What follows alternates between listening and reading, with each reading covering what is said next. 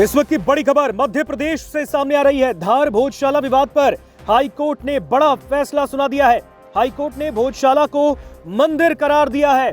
High court ने हिंदू पक्ष की मांग मंजूर कर ली है और हाई कोर्ट का कहना है कि अब एएसआई का संरक्षण जारी रहेगा। धार भोजशाला विवाद पर हाई कोर्ट की ओर से, उच्च न्यायालय की ओर से बड़ा फैसला।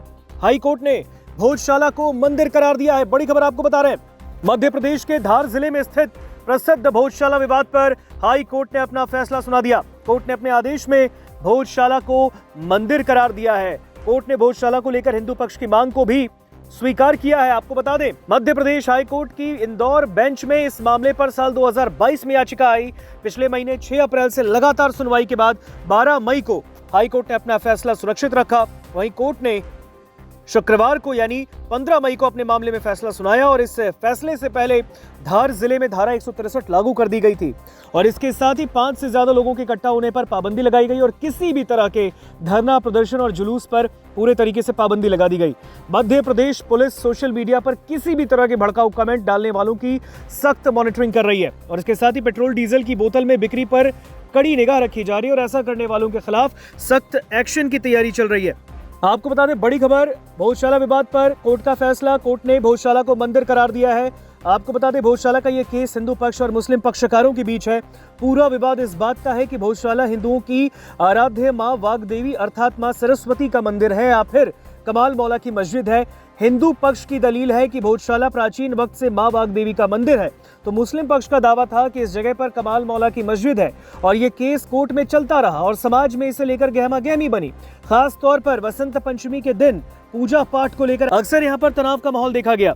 ये मामला 2022 में शुरू हुआ जब हिंदू फ्रंट फॉर जस्टिस की ओर से हाई कोर्ट में याचिका दायर हुई। याचिका में भोजशाला का धार्मिक स्वरूप तय करने और हिंदू समाज को इसका पूर्ण अधिकार देने की मांग की गई।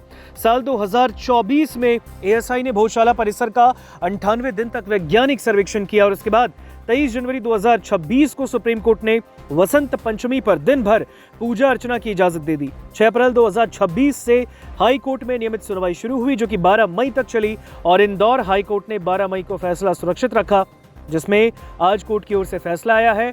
इस मामले पर सुनवाई के दौरान हाई कोर्ट ने 11 मार्च 2024 को आदेश दिया कि आर्कियोलॉजिकल सर्वे ऑफ इंडिया यानी कि भारतीय पुरातत्व सर्वेक्षण भोजशाला परिसर का वैज्ञानिक सर्वेक्षण करे। एएसआई ने 98 दिनों तक इसका सर्वे किया और 15 जुलाई 2024 को हाईकोर्ट को अपनी रिपोर्ट सौंपी। एएसआई की रिपोर्ट में बताया गया कि भोजशाला में 106 खंबे, 82 प्लास्टर मिले हैं जो कि पुराने मंदिरों का हिस्सा थे और जिन्हें बाद में कमाल मौला मस्जिद में इस्तेमाल किया गया। स्तंभों पर देवताओं की मूर्तियां, शेर, हाथी और कई आकृतियों को जोड़ा गया। 10वीं 11वीं शताब्दी के परमार कालीन शिलालेखों के साथ साथ बाद के वक्त के सिक्के मिले हैं। एएसआई की 2000 पन्नों से ज्यादा की रिपोर्ट बताती है कि यह स्थल मूल रूप से एक हिंदू मंदिर ही रहा होगा। और इस बीच हिंदू पक्ष की ओर से दायर याचिका में कहा गया था कि हिंदू समाज को संविधान के अनुच्छेद 25 के तहत नियमित पूजा अर्चना का अधिकार मिले। भोजशाला परिसर में मुस्लिम समाज की धार्मिक गतिविधियों पर रोक लगाई जाए। भोजशाला परिसर में नमाज पर पूरी तरह से रोक लगाई जाए और अब इसमें कोर्ट की ओर से बड़ा फैसला दे दिया गया है। भोजशाला को कोर्ट ने मंदिर करार दिया। इस पर वकील की ओर से बयान भी सामने आया है, ये बयान सुनिए। देखिए, आज भोजशाला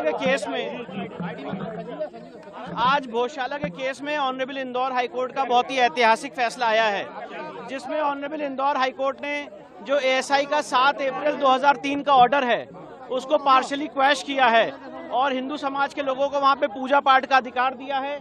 कोर्ट ने भोजशाला कॉम्प्लेक्स को राजा भोज का माना है, एक सरस्वती स्कूल माना है लर्निंग का। साथ ही साथ इसमें सबसे महत्वपूर्ण बात यह है कि भोजशाला के केस में जो हमारी मांग थी कि वहां से लंदन के म्यूजियम से मूर्ति वापस लाई जाए, कोर्ट ने कहा है कि सरकार इस रिप्रेजेंटेशन को कंसिडर करे और साथ ही साथ कोर्ट ने यह भी कहा है कि जो मुस्लिम पक्ष हैं वो सरकार को रिप्रेजेंटेशन दे सकते हैं, जो रिस्पोंडेंट नंबर 8 है मौला कमालुद्दीन की तरफ से, और उनको अल्टरनेट लैंड देने के लिए सरकार उस पर विचार करे। पर सबसे महत्वपूर्ण बात यह है कि कोर्ट ने यहाँ पे हमें पूजा पाठ का अधिकार दिया है।